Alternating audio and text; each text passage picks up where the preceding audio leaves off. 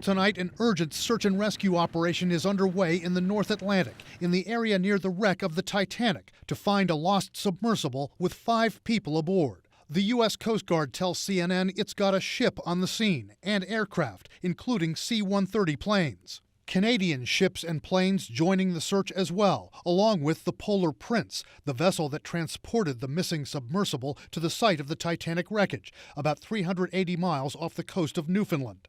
The Coast Guard says the vessel submerged on Sunday morning and lost contact with the crew of the Polar Prince 1 hour and 45 minutes into its descent. We have to make sure that we're looking on both the surface using aerial and surface vessels, but then expanding into underwater search as well. Right now our capability is limited to sonar buoys and listening for sounds, but we're working very hard to increase the capability. This rescue is a race against time. On its website, OceanGate Expeditions, the company that operates the submersible on expeditions down to the Titanic, says the 21-foot vessel has up to 96 hours, 4 days of oxygen for 5 people. One signal rescuers could be looking for? Does it have any of the normal pieces that a unit like this submersible should have? A releasable beacon that would have gone to the surface and could have been sending out a signal.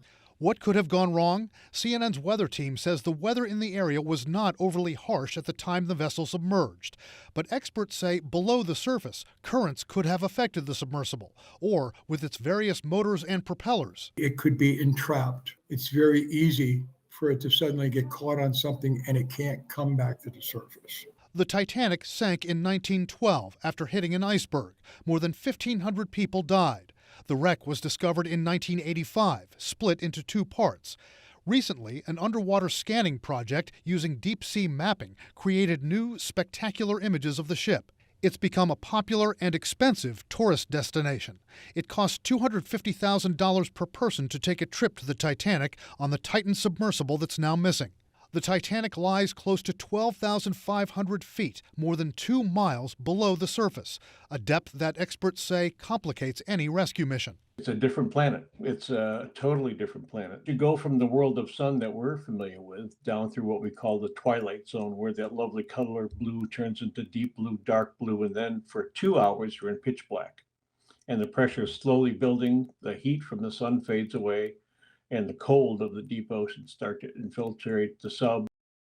We begin with an urgent search and rescue operation that is currently underway in the Atlantic Ocean. Right now, U.S. Coast Guard officials are racing to find a submersible operated by a company that runs tours of the Titanic wreckage. Officials say that this was reported overdue on Sunday and is said to have only 96 hours of survival time. We are told several government agencies and deep-sea companies are working on reestablishing contact with this submersible. CNN's Miguel Marquez is joining us now live with more details on this. Miguel, what do you know at this point?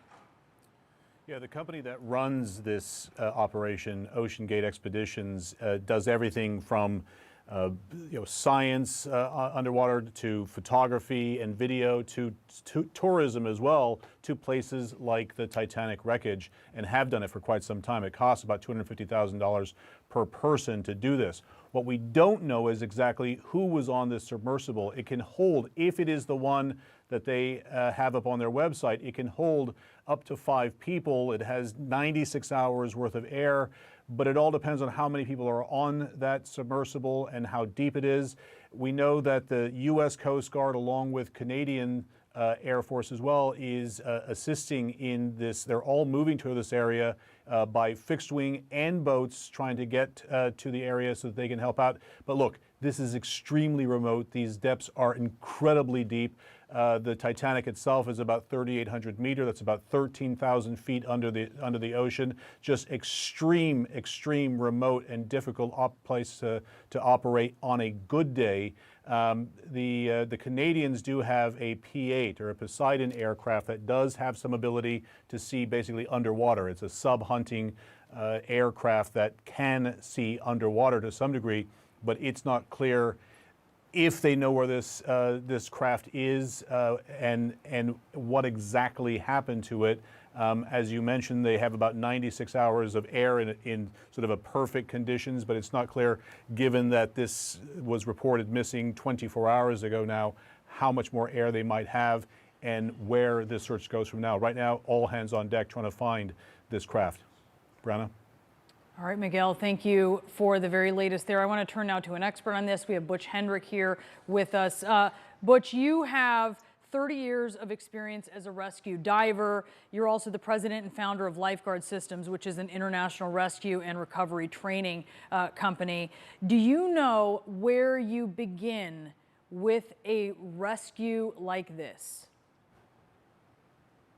Well, I think the same way the United States Coast Guard and the Canadians will be working, the first thing is to discover, does the unit, the submersible, have releasable beacons, emergency beacons?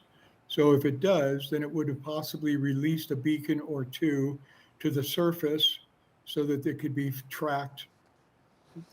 A signal would be coming out off of that our Coast Guard, the Canadians, the Brits would be able to pick up and then be able to start to track where it might have come from. We'd be looking at what has happened in the last 48 hours to the weather. What conditions may have changed that are not normal, what would have happened with the currents at the depths and in between the bottom at 12,000 plus feet and the surface. Could a current have suddenly taken and overrode the power of the unit, the submersible that's down? Next would be that the proper submersible should have a beacon or two that would be attached to it that could be sending out an underwater signal that would tell people how to find it. So I'd be looking for those, looking at the weather and tracking on what would have happened to if it got taken off of the site. The Coast Guard will certainly be doing something very similar, and they'll be coming in with their own trackers. If they find a beacon that was released from the submersible, they would see where it was, track the weather, put another one of their own in the water and track it and see how it would go and where the possibilities would be.